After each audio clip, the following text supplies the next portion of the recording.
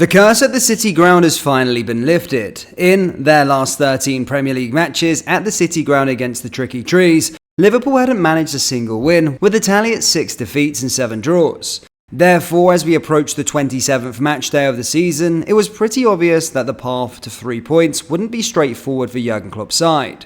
Considering Liverpool's battle with numerous injuries, this match was pivotal. It was a critical moment, especially since they were playing 24 hours before Manchester City and 48 hours ahead of Arsenal. The timing provided the Reds with a perfect chance to increase the pressure on their direct competitors for the title. After 90 minutes had passed, it appeared that both the Citizens and the Gunners might have a chance to take advantage of Liverpool's slip-up, but seemingly out of thin air, Darwin Nunez rose to the occasion, breaking the City Ground curse and making it clear with a bold statement. The Reds aren't just participating in the title race, they're here to go all the way. Make sure you hit that like button and subscribe button, and let's dive into the analysis of how Liverpool managed to secure all 3 points, despite not delivering their usual standout performance.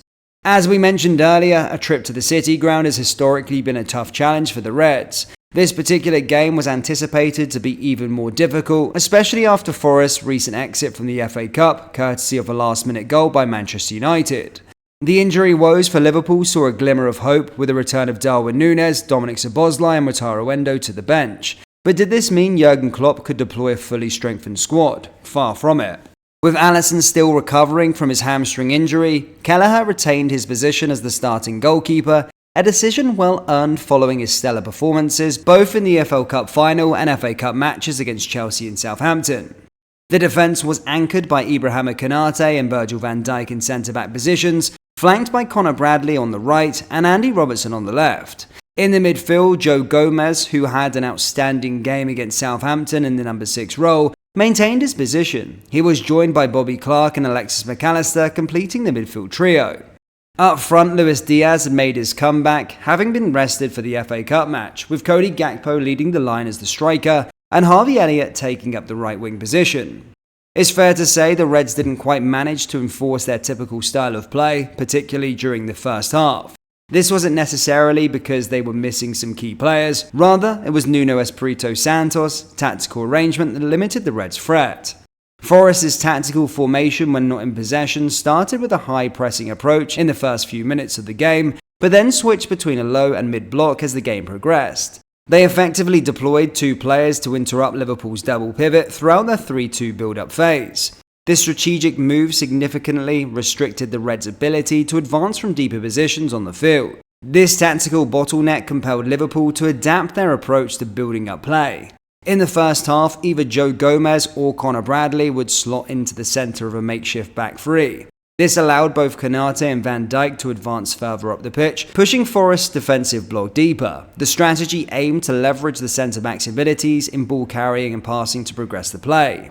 This strategic manoeuvre, highlighted in the on-screen sequence where both Van Dijk and Konate pressed further upfield, directly led to Liverpool's only big chance in the first half. However, Murillo made a crucial intervention to prevent Luis Diaz from scoring.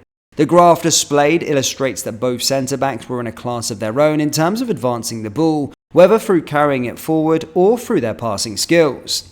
Yes, Van Dijk and Konate bring much more to the table than just defensive prowess. They also play a pivotal role in Liverpool's attacking dynamics. We're planning to take a closer look at what makes the Red centre-backs as potentially the best defensive duo in Europe this season in an upcoming video, so don't forget to hit that subscribe button to ensure you don't miss out. A massive shout out is also due to Joe Gomez, who has emerged as a versatile Swiss Army knife for Jurgen Klopp, transitioning seamlessly from right back to left back and now impressing in the number 6 role. Gomez epitomizes versatility. It's not just about passing accuracy, shots on target, or any tangible metrics. What Joe adds to the team is immeasurable and boils down to his football intelligence. He instinctively knows when to fall back among the centre-backs, when to push up and press, and when to cover the wings. This nuanced understanding of the game is undoubtedly honed from years of playing and training alongside Virgil van Dijk. Returning to the match analyst, Liverpool typically resorts to a more direct style when their build-up play is stifled, relying on the darting runs behind the defence from Darwin Nunez. However, with Nunez starting off of the bench, the Reds were missing that dimension of their game. Another reason Liverpool often opts for the long balls is their proficiency in winning second balls through their counter-pressing strategy.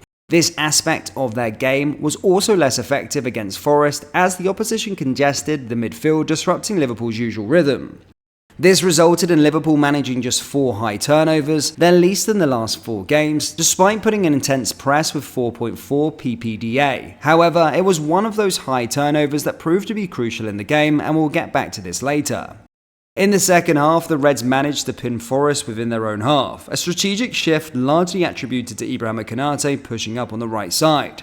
This move not only helped the Reds sustain more pressure, but also freed Alexis Mac Allister to operate more effectively in the central areas. But despite showing signs of improvement and beginning to pose more of a threat in the second half, the Reds were still missing a cutting edge in the final third. Recognizing this, Klopp made a decisive move by introducing both Endo and Nunez around the 60-minute mark. Adding fresh legs and attacking prowess to the field, Dominic Szoboszlai's return to the pitch, along with late cameos from Tsimikas and Dans, further bolstered the team's dynamics. We mentioned before that challenging this emotionally charged Liverpool team would be a massive wall to climb to any opponent, especially with every player fully committed, knowing this is Klopp's final season at the helm. This dedication was evident and ultimately fruitful in the dying moments of the match when Alexis Mac Allister intercepted the ball near Forest's box. This led to a crucial and final turnover, culminating in a perfect cross that found Darwin Nunez's head. The importance of Nunez to Liverpool goes beyond just scoring the winning goal. From the moment he stepped onto the pitch, his relentless energy and ability to disrupt Forest's defensive line were unmistakable. His presence alone brings a level of unpredictability and threat to Liverpool's attack.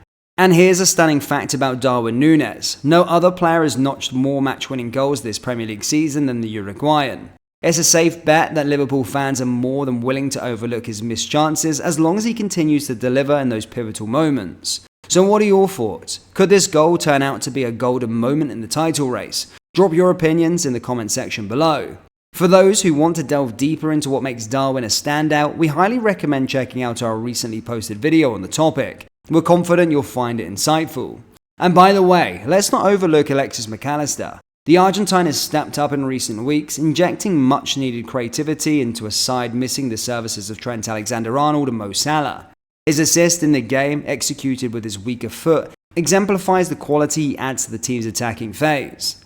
Liverpool's last-minute victory is no stroke of luck. Rather, it's a bold declaration from Klopp and his squad that, even without hitting their peak performance, they're capable of securing wins. With the citizens facing their local rivals in the derby next, Liverpool might find themselves in an advantageous position when the two teams clash in the upcoming Premier League fixture. With Arsenal also in the mix, we're potentially looking at one of the most thrilling title races in recent memory. So what do you think? Does our analyst hit the mark? Will this victory play a significant role in the long run? Share your views in the comments and don't forget to hit the like button and subscribe button for more Liverpool deep dives. Thank you and we'll see you all next time. Take care. Peace.